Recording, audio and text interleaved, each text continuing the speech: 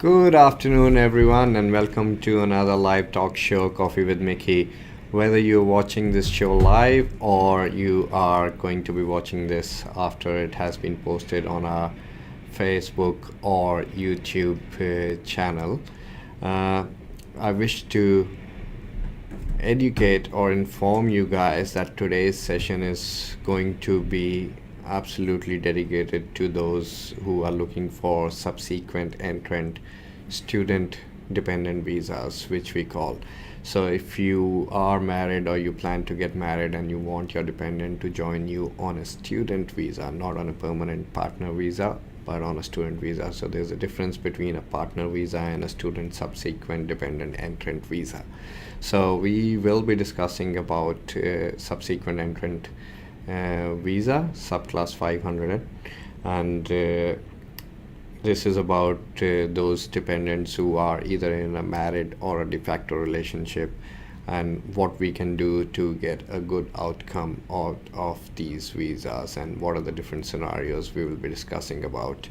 If you have any questions, I'll love to hear those scenarios if you have, and if you are watching this live, please post your questions in the comment box below so we can look at your scenario and discuss the scenario in detail, or maybe give you an option whether that is possible to add your dependent on your student visa or not.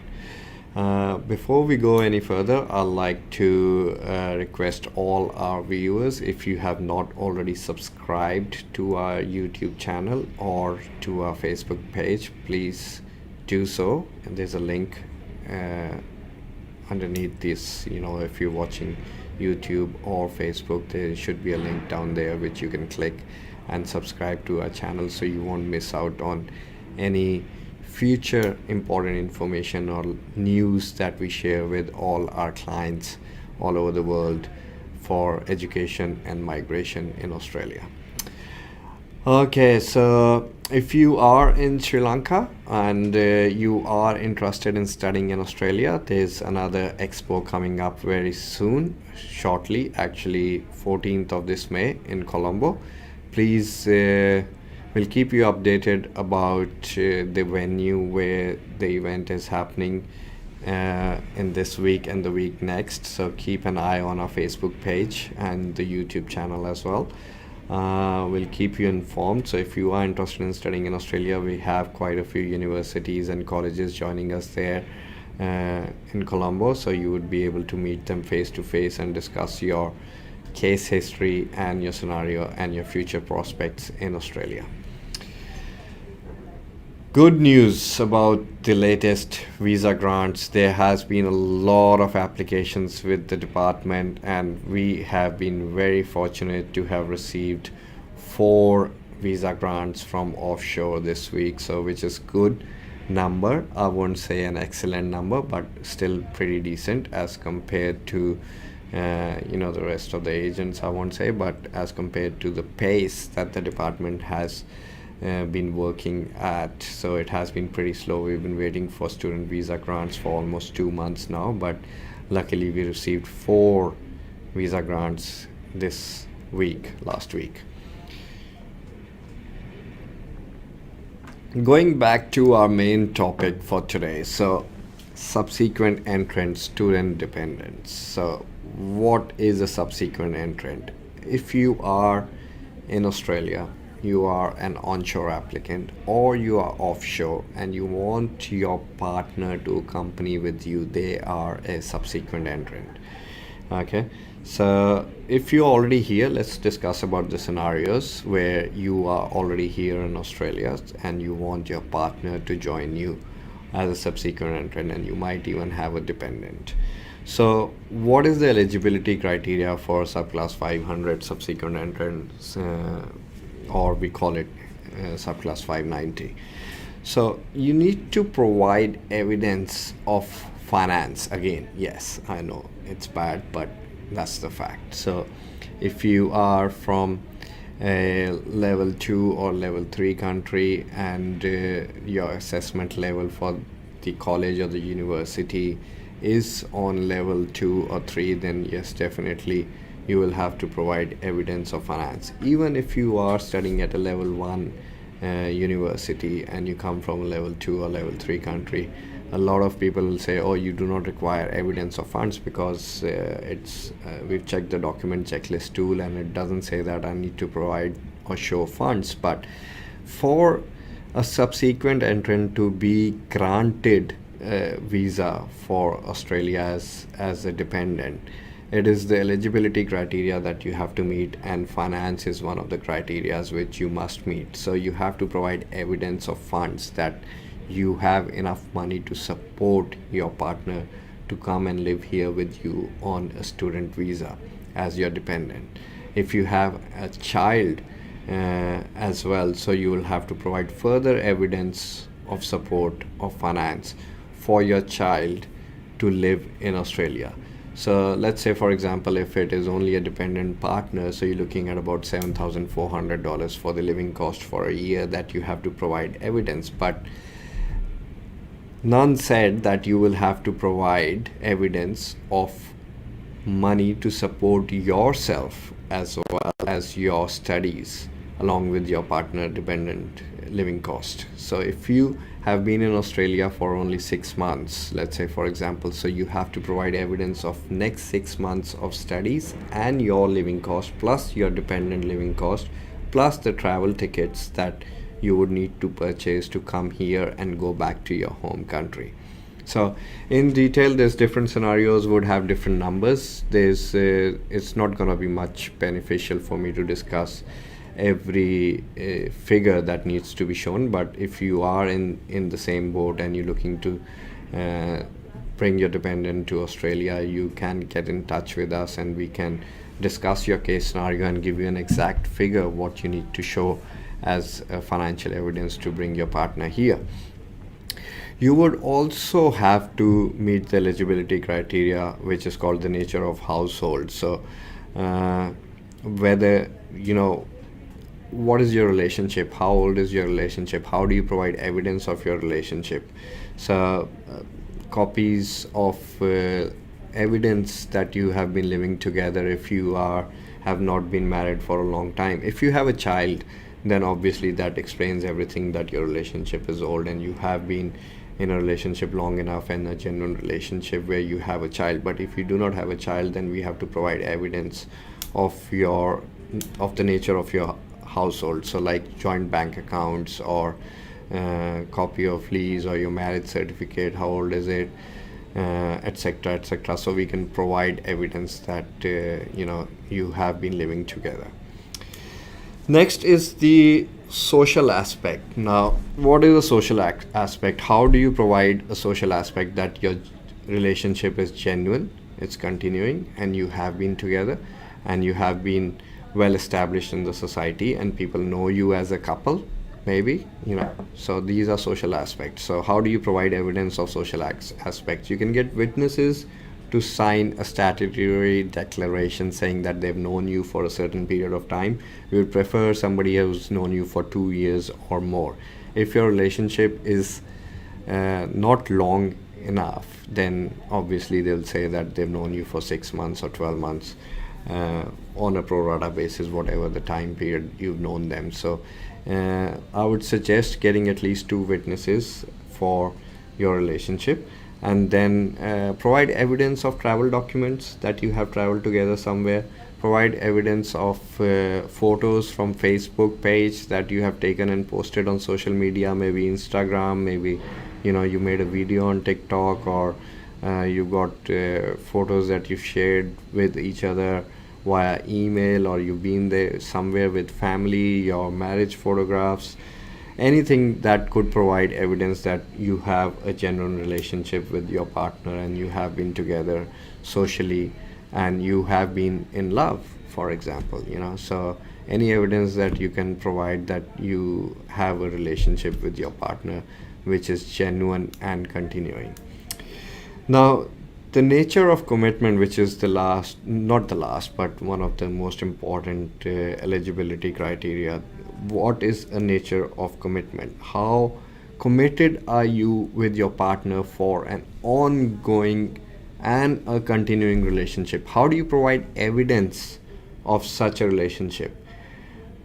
First one would be a child, as I said before. If you have a child with your marriage or your de facto relationships, that provides evidence that you have an ongoing commitment to each other. If not, then, how old is the relationship?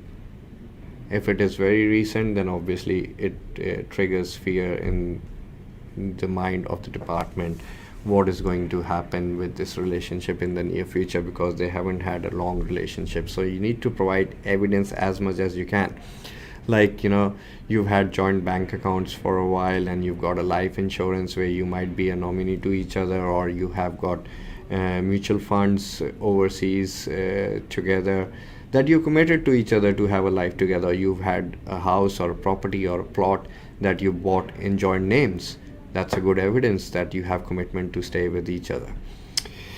Now, another important aspect is the genuine temporary entrant. So when we talk about the genuine temporary entrant, we have to provide in writing to the department, why do you think you and your wife is a genuine temporary entrant? So we must provide evidence that you are genuinely traveling to Australia on temporary basis, not on a permanent basis, because your partner is on a student visa in Australia and you're calling your dependent from overseas to come to Australia to live with your partner. We cannot say that, okay, we will apply for a long-term visa, we'll apply for a 485 visa, and we'll work there, we'll make a living, and we want to send money home. No, that's not the case.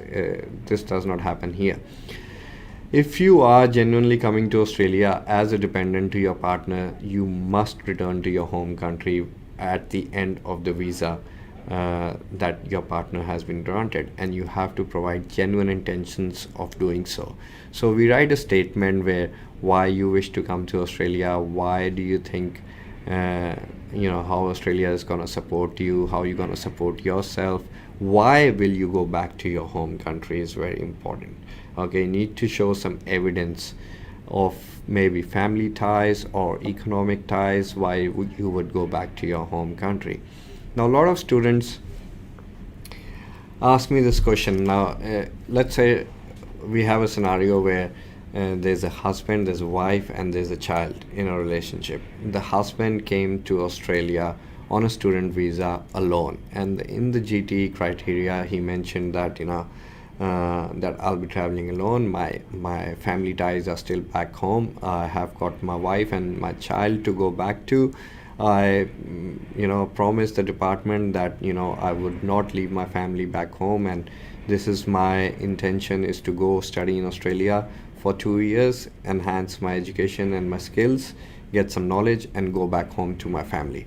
And then when they get the visa grant, the day they land in Australia, the next day I get a call, oh, I want to call my wife and my child. Okay, you just got the visa grant, and you just straight away showing intentions that you pretty much lied in your GTE. So do you think you'll get a visa grant straight away if you lodge a visa application for your family the next day?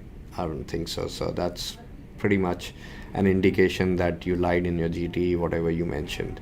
So my suggestion here to those clients, obviously we want your family to join you here. You must have compelling circumstances to provide as evidence to the department why you now have changed your mind and you wish for your family to join you in Australia. And also they want to see evidence of your progress in your studies that you're doing in Australia. So there's a condition on your student visa that you must progress a minimum of 50% of your course code that you have taken up in Australia, and you are a good student and your intentions are to study in Australia genuinely. So look at your visa expiry date. How long have you got before your visa expires? So how long do you think it's gonna take for your dependent to arrive in Australia? At this point of time, we're looking at anywhere between 6 to 9 months for your dependent offshore to come to Australia on an application which is now presented to the department at this stage once you have got the visa grant. So let's think about different scenarios which can be accumulated to show to the department. Every case is different. So if you want to discuss, you can discuss, call us, book an appointment, and we can discuss your case scenario. But my suggestion is study for at least one term. If you are, let's say, for example, in a university which does term to term studies like Torrance University in Australia, so term is about 3.5 months. So study for the first 3 to 4 months, get a pass result in your first 3 units, create or explain your circumstances, what difficulties you have been facing in the last 3 to 4 months, and why do you wish your family to join you. So the intentions should be genuine. All right, how can you decide in a day that, you know, I've arrived today and tomorrow I want to lodge the visa for my partner? What happened in a day? You haven't been here for more than 48 hours and you want to lodge the application for your subsequent entrant. Don't do that. You will be waiting for a long period of time for your visa application, and if you get a refusal, then you can keep applying again and again and again. Yes, but it's very hard to get a positive outcome. And once you have got a dependent visa refused, in that scenario, students start looking for tourist visa options. Don't have much success, unfortunately, because they know your intentions are to stay in Australia. So tourist visa intentions should be only to visit Australia for a short period of time and go back home after you have traveled Australia, or you have, you know, the purpose of the visitor visa is different to your dependent subsequent entrant visa. Updating information about your relationship. If you are in a relationship in Australia after you have come to Australia, so let's say, for example, you were not married when you came to Australia and you got married, maybe you've been here a couple of years and you went back home, got married and came to Australia, and now you want to apply for a subsequent entrant for your partner. Yes, you can do that. How old is your relationship? Again, it goes back to those 4 eligibility criteria that we just discussed about. You must meet those criteria to be able to get granted a student subsequent dependent visa. But first step you should take is update the information with the department as soon as you get married. So there's a form called Form 1022 that you can fill, and we can submit it on your behalf, or you can submit it yourself to the department, updating them about the changes. Keep progress in your studies if you want your dependent to come here. Don't change too many courses. If you're changing too many courses here and there, then your genuine temporary entrant, that we call this statement of purpose, changes too quickly. If you are intending to downgrade your education, if you came into masters and you want to go into a diploma course, get in touch with us before you make that decision. It can adversely affect your subsequent entrant application for your dependent or your partner as well. You might look at options like not downgrading your course level, but maybe changing your course to a similar or a cheaper course if you're not able to afford the studies that you came for. Maybe you're paying $15,000 or $16,000 a semester, but you could look at other options for doing the same AQF level course for $8,000 a semester, for example, So if you want your dependent to come here, so get in touch with us. We can assist you with all your queries that you might have in regards to the conditions of your student visa. What are your obligations? What are the obligations? What are the criteria, the scenarios that the department officers, the decision makers are looking for in your dependent? What are the circumstances that you have? Sometimes you have a circumstance in your life that even you don't know of. When we talk to each other face to face, then we understand what difficulties you're going through, and we might be able to represent you and make a case in front of the officer that, hey, look, this is the story, this is what happened, this is what has changed.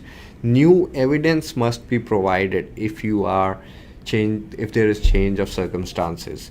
Without new evidence, old stories.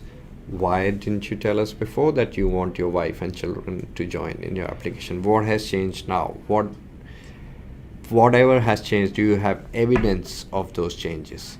Is that a new change All right, everything has to be considered before we make a decision on what path we are going to go. All right, so even after the session has finished, you can still put your comments in the comment box below, and I'll be more than happy to answer to those comments after I have finished this live session today. And I'll be more than happy to book in a free consultation with you. We've got a team of education experts here at Sirus Migration. We got offices in Colombo, Nepal, India and Australia, in Brisbane and Melbourne. So if you want to talk to us face to face, we are open for discussions. If you think there might be an alternate visa for your partner to come to Australia, we're more than happy to give you a guidance or consultation with you. There's an expert team of migration agents with Sirus Migration, and there's an expert team of education agents here as well. And you can, if you want to discuss your case directly with me, please contact me at the email address below, or the phone number, WhatsApp number, or through our website. We are pretty active in responding back to our social media queries, and we will get back to you within 2 business days. We try to. We don't promise, but we try to get back to you within 2 business days. And if you have any questions, don't forget, every question is important. No question is stupid question. So ask your question. I'm more than happy to assist you there. So good luck with your partner visa applications. Subsequent entrant, not a partner. Partner is different to a subsequent. So be careful when we are talking about partners coming to Australia on a partner visa or a student visa. All right, so good luck for your future. If I don't hear back from you again, if I do, I'll definitely try my best to help you get your partner to Australia. Thank you very much, and have a lovely afternoon.